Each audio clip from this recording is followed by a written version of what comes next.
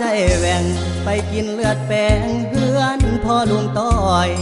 เสียงเพิ่นเอิ้นอยู่ว้อยว้อยมาแม่บักหน่อยหีบมาหีบมาส่งคือกลุ่มใจสิเฝ้าไปใส่อยู่บ่บักลาถ้าหากว่า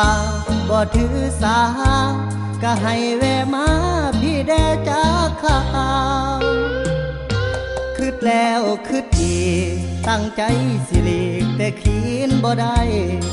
พอแต่หอดดินบันไดปานนี้แทงใจกับคนถามข่าวถือแก้วถือจอกว่าหัวแก้มหยอกทั้งยินเหล้าขาวเป็นจังใดบ่นาบ่าวเมื่อนี้ผู้สาวเอาผัวแท้บ่ยาบัดสิต่อเฮ็ดหายใจห่ออยู่กับคำถามสิเปลี่ยนเรื่องหายให้ดีงามหรือตอบไปตามเรื่องจริงดีโนมุดจอกที่สองยังปวดสมองซ้ำเหยียบหัวต่อถามกันคักแท้เด้พอเลือดแปงคาคออิ่มท้องกับพี่ในมือน้องแต่งได้กินเลือดแปงแก้มอีปอกน้อยจนอยากมอละแมงม้อยผู้อื่นแสบซอยกินหัวท่าบีเป็ดเทพ3 โตหนักหลายกิโลทั้งต้มทั้งจี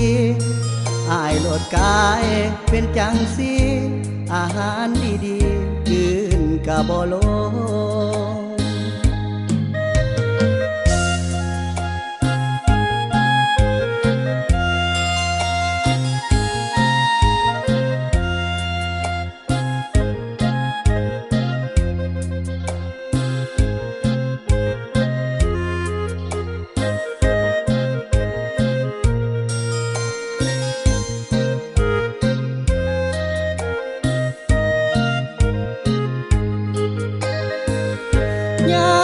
บัดสิต่อเฮ็ดหายใจห่ออยู่กับคำถามสิเปลี่ยนเรื่องหายให้ดีงามหรือตอบไปตามเรื่องจริงดีโนมุดจอกที่สองยังปวดสมองซ้ำเหยียบหัวต่อถามกันคักแท้เด้พอเลือดแปงคาคออิ่มท้องกับพี่ในมือน้องแต่งได้กินเลือดแปงแก้มอีปอกน้อยจนอยากมอละแมงม้อยผู้อื่นแสบซอยกินหัวท่าบี